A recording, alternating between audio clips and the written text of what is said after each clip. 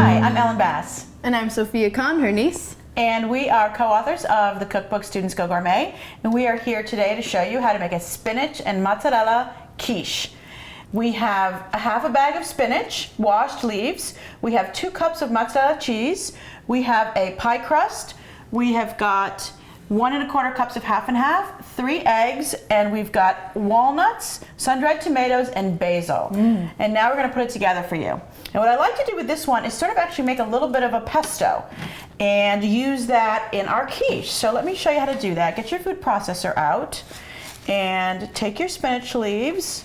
These are so great to have on hand. Absolutely, absolutely. And again, spinach is just loaded. And basil, this basil comes from the Greek word meaning king or lord, right? So used in ancient times for medicinal purposes. So we have a medicinal quiche for you. So I'm just gonna zhuzh this for just a second just to get these spinach leaves down, and then we'll add, see how quickly that goes? I like to do this instead of sauteing it on the stove. You can do that as well to wilt your spinach, but I think actually personally this is easier. So I'm gonna be adding a 1/4 cup of walnuts and a 1/4 cup of sun-dried tomatoes that are in a little bit of oil. So the oil will be good to bring everything together. And then that is my pesto. Beautiful. And that's so it. easy. Look how easy that is. So let's start building the quiche, Sophia. Yes, Let's cheese first. get our cheese first. So we've got a pre-baked pie shell here, and it's also pre-made. You can get, regular or whole wheat, whatever you like. It's just so much easier than making your own puff pastry crust, which you can do.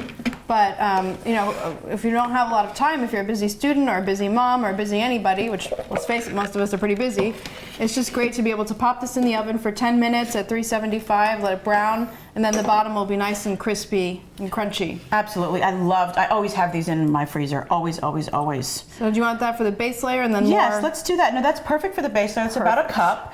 And then we're going to take our beautiful spinach pesto that we've made, and we're going to make that the next layer. Okay, here we go. Beautiful. Look at how beautiful I love it the way is. that smells too. Point that right for the camera so you guys can see. I'm going to put that right on top. Okay, great. So we've got all of the layers of all this delicious, healthy food here that you're going to serve your family. And you can have this, stretch out for at least a few days. You can also freeze quiche if you'd like to store it and 2 to save 3 it months. for later for a party or a potluck. It's so easy, quick, simple to make.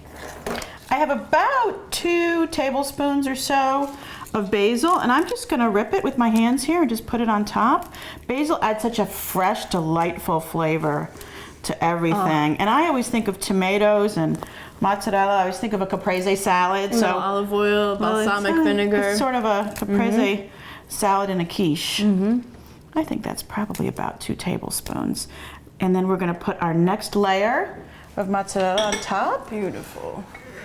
Do you want to do that while I whisk? Sure, I would love to do that. I'm going to whisk the 3 eggs, and then I'm going to add in the cream. We like to use half and half actually, because most quiche recipes will give you a proportion of cream to milk, and we figure half and half is sort of the perfect ratio. And some use actually just cream, so we wanted to go a little bit lighter, and this is actually perfect. Half and half is perfect. And but you have it on hand for coffee already. Absolutely. Yeah. But if you want to use just straight milk, you can do that as well. Totally. Totally. We like to use half and half. Okay, ready to pour? Wonderful. I'm just going to sort of distribute it evenly, let it soak in. Don't sort of pour it all at once. You can see it's starting to that just looks perfect. Sink down to the bottom. And you want to serve quiche at room temperature. That's how it's served in France. You can actually eat it cold as well. It's typically not served hot or Some warm. like it hot, but it's totally up to you. That looks perfect. There we go. This is ready to go into a preheated oven at 375 degrees for 50 to 60 minutes. And Sophia has a surprise. We have a finished product for you. This is what it looks like. You can see the cheese at the top is nice and brown. We definitely like to use shredded mozzarella instead of fresh mozzarella di bufala because it stands up against the oven a lot better. Yes, it definitely does. We tried that. It didn't work that well. Yeah, so. This is the best way to go. Absolutely. I'm Ellen Bass. And I'm Sophia Kahn for Students Go Gourmet. Thanks for watching and happy cooking. Enjoy.